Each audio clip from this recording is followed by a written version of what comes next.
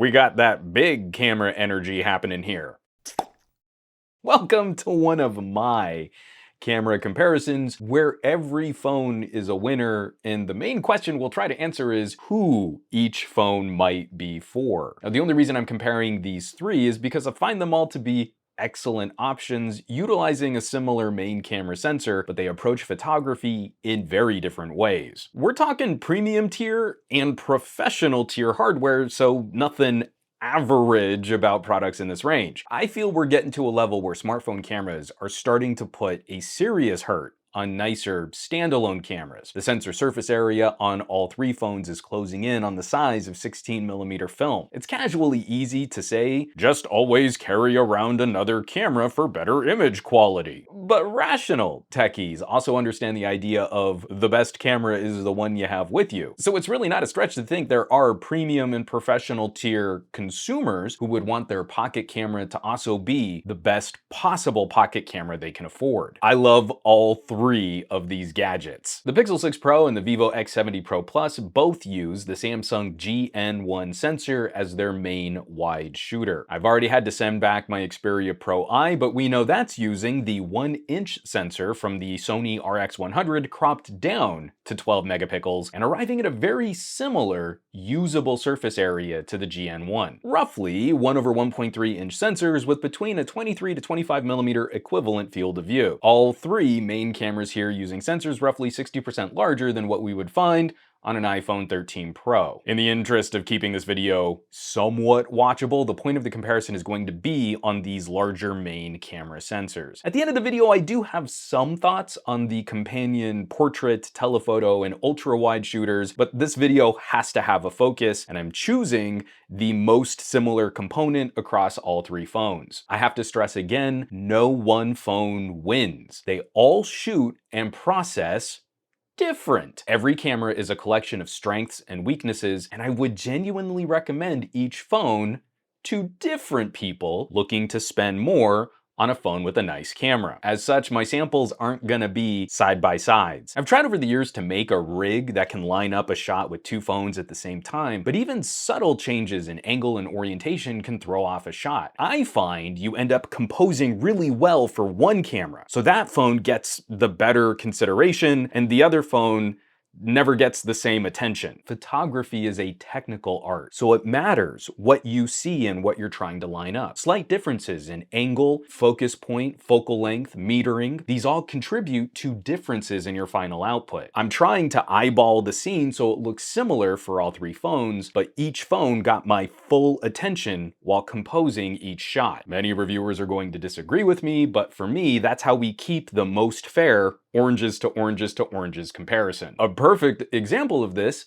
in our very first comparison image, a sherbet pink and orange rose. The Vivo proved the most temperamental in trying to focus on a specific part of the flower. The Pixel and Sony both nailed critical focus on the inside center, while the Vivo kept forcing the focus to one of the closest petals to the lens. All three are demonstrating excellent post-processed dynamic range, with the Pixel landing just a touch too bright to my eye, the Sony landing just a touch too dark, and the Vivo coming in with a nice balance of highlights and lowlights. In general, on warmer nature colors, the Vivo puts out the richest processed vibe, but I felt it got the closest to accurately representing this rose in warm California light. It's also here where we can see the aperture differences between the three phones. Focus, accuracy matters just a little more on the Vivo since it has the widest aperture of the three. The functional differences between the Pixel and the Xperia are significantly smaller, and those two phones are able to keep more of the subject in focus at this close distance. But then we can kick down to f4 on the Xperia and get some stunningly sharp clarity across the whole rose. It's worth reiterating, these are huge sensors for phones, and when we talk about photographic elements like depth of field, these differences can be demonstrated and they will impact your composition. Onto a bright sunlit selfie shooting blind from the rear cameras, here's where we see one of the most polarizing weaknesses and strengths of the Xperia. My Pro I, while I had it, that was an engineering sample. It was not a retail ready unit, not all of the hardware was activated, and the software was not release ready. So I have to believe some of this will be tweaked before the final release of the phone, once it starts shipping. Before the phone is shipping out to consumers, the Jpeg processing was consistently too bright on faces and pets as the main subjects. Sony's actually take really solid auto HDR pics. It's just Sony takes HDR literally, high dynamic range. It's all about controlling and maximizing highlights and lowlights. They don't have a mode to slather on unicorn puke color. That being said, my Pro I not quite ready for prime time. We can see how similarly Vivo and Google attacked the same scene. The differences are very fine, really subtle. I think the X70 is arriving at a slightly juicier vibrance for how the final image is produced, and Google is leaning just a touch heavier on structure and sharpening filters. Still, if I were to swap these photos back and forth without labels, just because I'm telling you which camera took which photos, don't play that hack game in the comments. I could totally tell by the processing that the phone I like completely blew away the competition. Don't be that guy. As a tell moving forward though, the giveaway for the Vivo shots will always be the slightly softer depth of field blur. Now, looking at the trees behind me, it's subtle, but you can see how objects are just a touch less identifiable. So why am I not panning the XPERIA harder in these situations? First, as mentioned, engineering demo hardware. I think it's okay to be fair to a phone we know is not retail ready. And two, the raw files from the Sony are absolutely incredible. That philosophy matters. Sony immediately courts an idea of Pro, where the notion of some editing and post is likely standard for the person who would be interested in owning a Sony. I save my raw files like my grandfather kept his film negatives. I need techies to understand that it's actually really common for a lot of people out there to edit their pictures to some degree at all photography skill levels. Social media apps would not include filters and editing tools if that weren't the case. Techies pretend that the normies don't edit while the normies are out there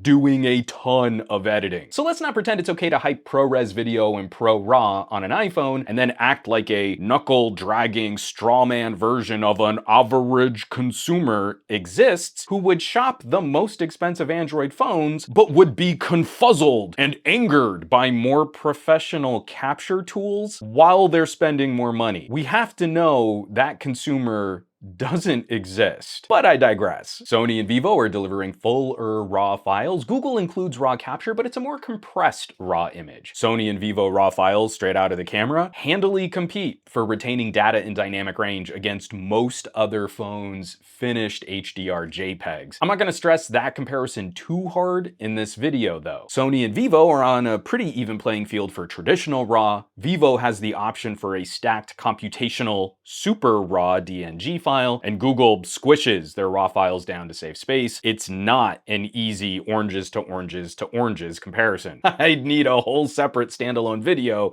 just to examine some of those differences. I can easily see in an update or two into the Pro I's life where we might get some richer JPEGs, but it's important to know that on Sony and Vivo, you're starting from a better base of data if you want to edit your photos. All right, flipping the scene around, let's go backlit. What's critically exciting is getting to image capture where this might make sense from a phone. In years past, the idea of keeping the sun as a light source behind your subject was probably a bad idea. This is a worst case example of an unflattering portrait, but the exposures here, they're kind of jaw-dropping. And what's interesting is seeing how phone processing handles extreme contrast situations, lifting the highlights on my face and then making a decision on what to do with the background. Again, we shouldn't be surprised that the Sony is kind of washed out and the background is kind of blown out. That's the most camera-like idea of how this scene should be captured. The fight between the Vivo and the Pixel is again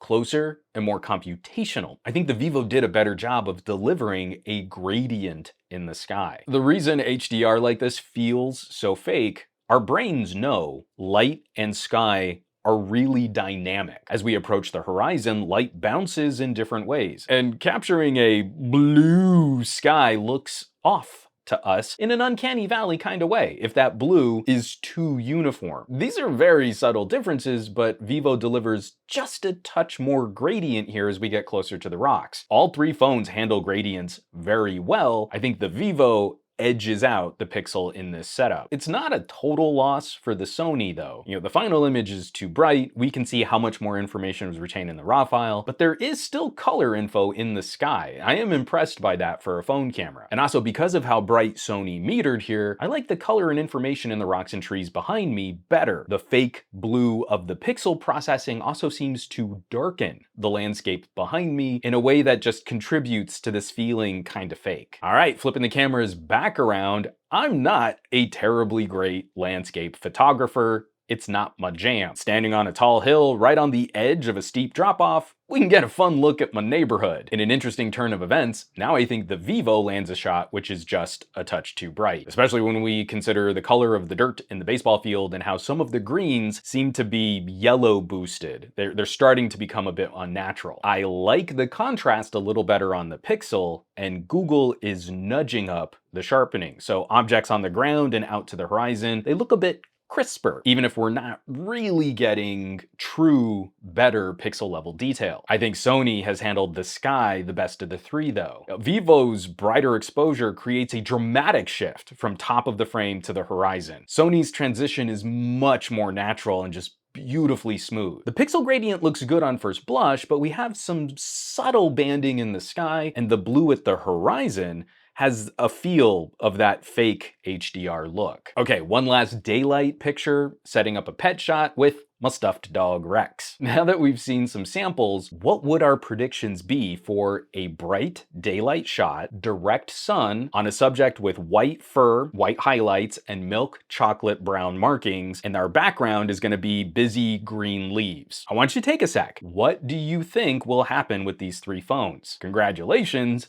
Now you're thinking like a photographer and not like a techie. The best moment for me is when I'm shooting with a new phone and I start to anticipate what the phone is going to do before I hit the shutter, and I start calling it and I'm correct. That's the real lived-in experience of using different phone cameras. This is fantastically critical because if you're thinking about the operation of the camera, your focus is way more divided and you're not thinking about the composition of your shot, you're thinking about the hardware. So the cop-out is to only test phone cameras in the most basic full auto method, but as we've established, that doesn't really apply to potential consumers shopping in the premium tier and higher. That's just a lazy way to encourage a win from the phone the reviewer is already most familiar with. But I digress again, back to the samples. This one should have been easy to call based on the previous evidence, right? Your guess should have been the Sony likely blowing out the white highlights, the Vivo and Pixel arriving at significantly more computational HDR and color processing, the Pixel and the Sony arriving at closer depth of field blur, and the Vivo nudging the background just a touch softer. How'd you do?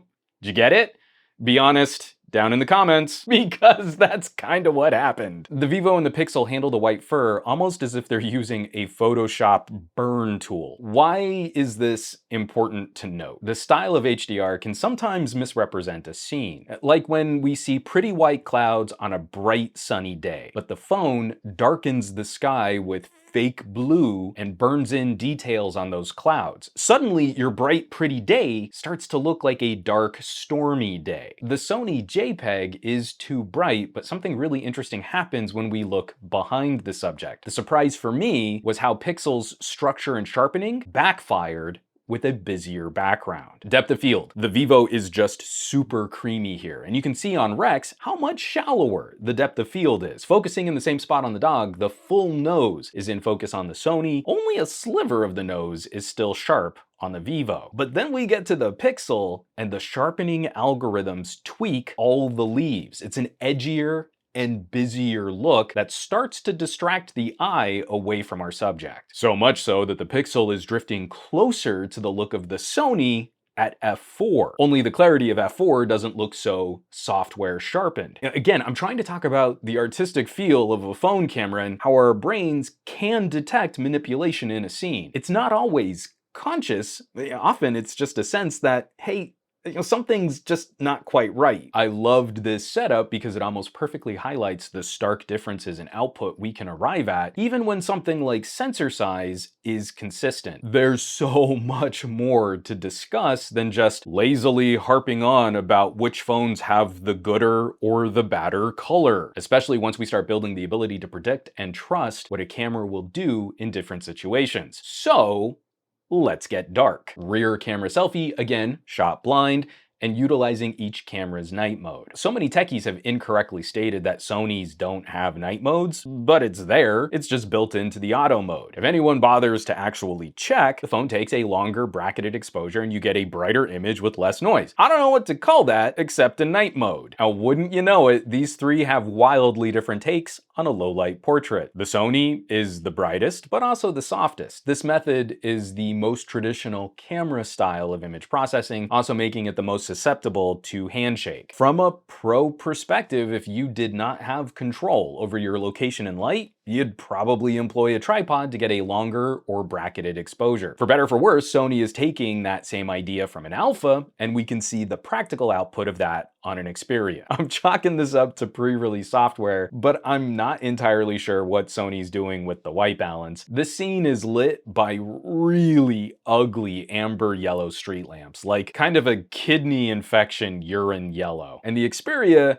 is making me super pale and more than a bit whiter than I would have expected. As a brief data point, the RAW file brings back so much more information and is a more accurate take on this scene and this lighting. Moving over to the Pixel, Google made their reputation on computational photography and they set the standard for night mode processing. But the Pixel 6 Pro likely needs some tweaking and adjusting too. Now, the yellow here is a bit too uniform golden. I appreciate the effort in trying to make this a more pleasing image, but the final effect also feels off. And this one kind of took me by surprise because Google usually leans more towards the true white of a subject rather than the true light of the scene in situations like these. I didn't have my Pixel 5a on me for the original series of tests, but shot on a different night at a different time. This is what a 5A did with a similar style setup. Also, of the three phones, and I wonder if this has to do with the orientation of the camera bar on the back of the Pixel consistently demonstrated some of the more egregious light flaring between these three phones. When we get to sensors this large, all phone lenses will flare in some way. It's not a question of if we'll see flaring, but how we'll see flaring. And as you can see here, the Pixel has those streaky lines cutting through my scene. So then we get to the Vivo,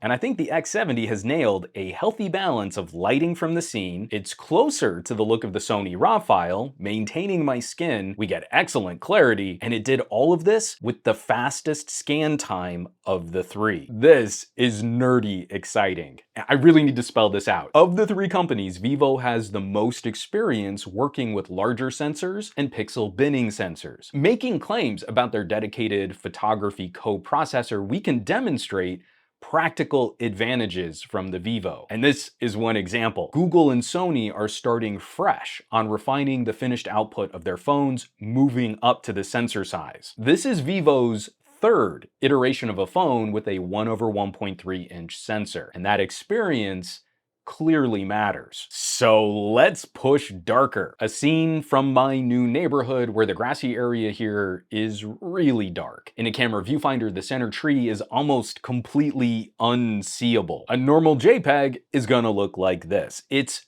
dark. And the Sony does a reasonably good job of pulling out some information around the tree. It's a little noisy, it's a little smeary, but we get some stars in the sky, and I inadvertently was peeping in on my neighbor's window. I honestly thought these phones would blow out the highlights through that window. I promise I'm not trying to be a creep. So what would our predictions be moving on to the other two phones? Especially knowing Sony is the least likely to employ heavier computational post-processing. You got an idea? Keep it in mind. Next up, the Pixel improves on this scene noticeably. This is seriously impressive as the only illumination are these tiny and dim walkway lights. The shot is a little soft, but still surprisingly detailed considering I'm shooting this handheld. And the Pixel had the longest scanning time of the three phones. The Vivo cut the scanning time by a third and arrived at this. I held still for a shorter period of time. This image is sharper, and the color in the foliage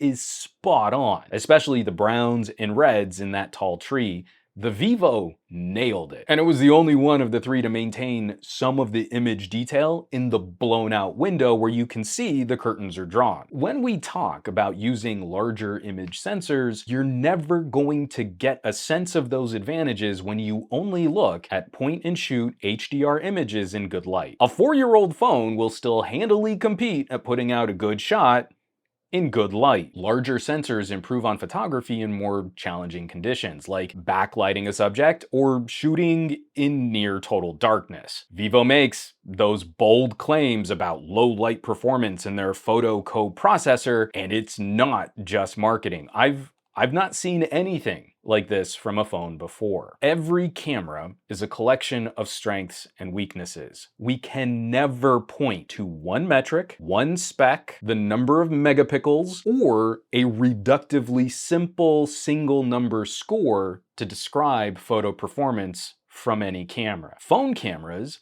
are wonderfully more diverse than techies care to admit. And there are brilliant reasons to choose different pros and cons based on your specific photo needs, especially when you're considering spending more money. If your only criteria of comparison is it should just works, and you're talking about average consumers as your threshold for experience, then you can pretty much stop reviewing cameras from the Pixel 3a onwards. The phone cameras of that era from 2 or 3 years ago easily satisfy the idea of push shutter, get point and shoot snapshot, and we can easily attain that kind of performance at around $400 and often a lot less. If you're going to talk about paying more than $400 and you expect the camera to contribute to those price premiums, you need to get more and more specific about who that camera is for. You may have noticed this whole video, we've only talked about the main camera sensor performance for each phone. Look at how much nuance we've been able to showcase and describe, and how we can use that data to predict camera performance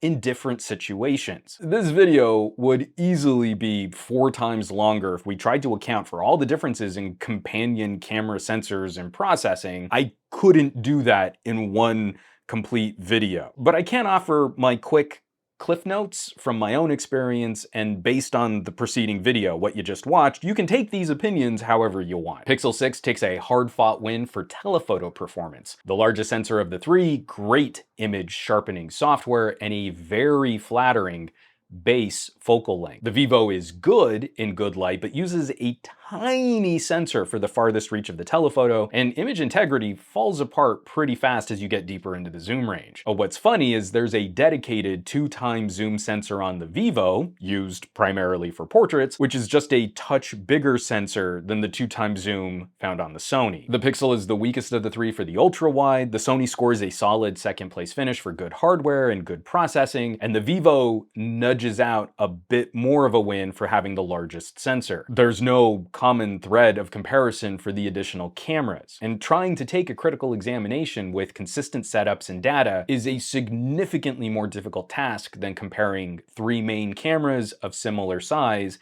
and similar focal length. If y'all want me to try and break that down, I really need help sharing these videos and supporting the channel so I can spend the time to really break down all of that camera gobbledygook. Okay, so who are these phones for? I mean, the Pixel feels the bestest in the hand. It feels really good in the hand, so I couldn't help myself there. Let's start with the phone that I don't actually have in the office right now. When Sony says pro, they mean professional, with all the good and the bad that comes with that pro label. The Pro Eye is a photojournalism and cinematography tool like nothing I've seen before. It gives up a lot of ground on the fun features. And I wish Sony would soften up a little for some of the fun HDR social media stuff. But the idea of this phone is tactically clear. You will not find a faster or more accurate tool to acquire images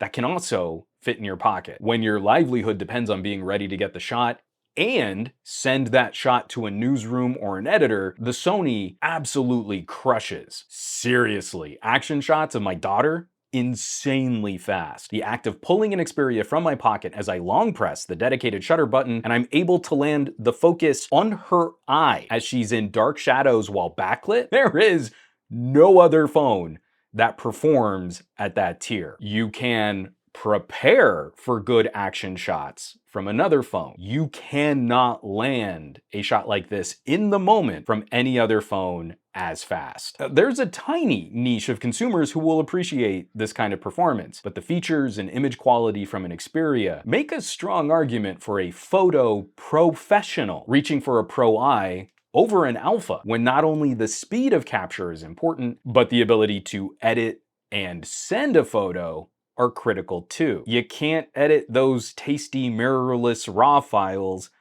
on your mirrorless camera. Moving on. The Pixel is the least pro of the three. I kind of wish it wasn't called a Pro if we're being honest. It's a 6 Plus or a 6 XL, but it's not really a Pro. Google's first foray into larger sensors easily demonstrates the hardware advantages of using a larger sensor. Depth of field, dynamic range, and low light performance. We do need to see more polish, however. And advertising a 50 megapixel sensor but not allowing the user to shoot a 50 megapixel image, that is kind of frustrating. Night mode shots take just as long as on Pixels with smaller sensors, and the heavy computational approach to photography means we still see a lot of background processing on normal JPEGs. That said, the Pixel remains the most effortless of the three in actual operation. Sony's are faster and more accurate for the initial autofocus, but a Pixel is sure-footed when the user preps for a second before they shoot. The subject tracking is second to none. I cannot praise that enough. And the overall interface achieves the cleanest layout to help people of all skill levels pay attention to their composition. In calling this a Pro, I wish we had Pro modes, but the most recent camera update addressed one of my biggest gripes, where white balance and exposure settings lock. You know, that used to drive me crazy when you would tap to focus and you would lose a white balance adjustment. That's recently been fixed. The Pixel 6 maintains the Google mission of streamlining complicated photography concepts and is easily the most accessible of the three. And then we get to the Vivo, and it's just a beautiful mess of amazing photography. Vivo makes the grandest claims about low light performance, and then they back it up with images I would not have thought possible from a phone. It's got the most complicated and the most confusing app layout of the three, but genuinely includes the most complete set of features for all users. I mean, in basic auto mode, you have 5 different permutations of HDR and color processing. Vivo ain't messing around. This is called the X70 Pro Plus, and they include legit Pro options, but it's also the most finicky. You know, it's the most temperamental of the three. You get the softest and prettiest bokeh, but that can wreck your shot if you're fighting the autofocus on tiny details. It takes a lot longer to get a feel for what this phone might do, but that makes sense when it genuinely puts everything and the kitchen sink into one app. All the work stuff and all the fun stuff. Of course, this is gonna be complicated and more than a little intimidating. A quick silly example of this in action? You bet! We needed one family group shot for our Christmas cards this year. I prefer the telephoto on the Pixel for this kind of shot, and I think the Pixel telephoto probably would have landed a slightly nicer HDR image of us in the shade just after sunset. But the Pixel does not have a built-in remote shutter action, and trying to wrangle a wacky little 6-year-old, it's a frustrating process trying to line up on a 10-second timer. The camera app from my watch also means I would have to compose and then hit the watch or not look down or still use a timer where inevitably Lex will move right before the timer finishes. It's like constantly wrestling with an angry drunken octopus. So I use the Vivo. I set up the voice shutter, I placed Marie, I picked up Lex, I let Lex say, cheese. We're all looking right at the camera. We took 3 shots. I liked the second one and we were done. We were done fast. The phone's portrait sensor saved a JPEG and a super raw Christmas card photo, ready to go. All the work and all the fun stuff. The Sony Xperia Pro I gets the narrowest but the clearest recommendation of the three. Fewer people should shop that phone. But I have a solid idea on exactly who those kind of people are. The Pixel gets the broadest but the foggiest recommendation. I think more consumers should be buying the Pixel 6 over the 6 Pro. Now, the telephoto is incredible, but it's a smaller group of people who I think will appreciate that as an advantage given the price differences. Still, the Pixel 6 Pro is a stunning competitor against other similarly priced phones. So I'm not too conflicted if someone wants to own a Pixel and they just want to own something a little nicer. I mean, we're in really good shape here against a Galaxy Ultra or an iPhone Pro at a lower MSRP. The real fight here is 6 Pro versus 6,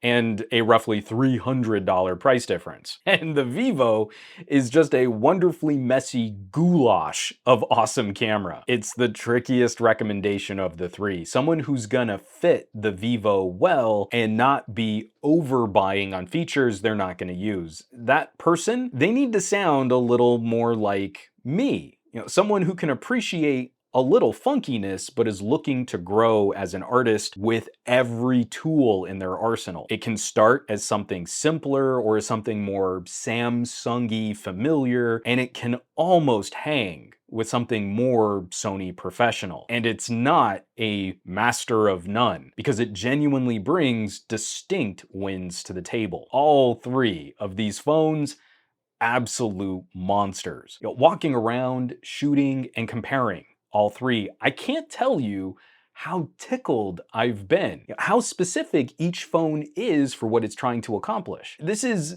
genuinely the most fun I've had in years comparing phone cameras, imaging solutions that fit in our pockets. And the best thing out of all my testing, we're not pretending a phone camera should be a one-size-fits-all solution at all price points. You should buy the right camera for your needs, not the most popular option for YouTube reviewers' profitability. As always, thanks so much for watching, for sharing these videos, subscribing to the channel. These types of videos need all the help and support they can get because Google and YouTube, they really do not like these longer deep dive and comparison videos, especially coming from me. Greatly appreciate all the folks helping and supporting the channel. If you're clicking links in the description below, if you're shopping a little merch, that kind of stuff really does help keep production rolling.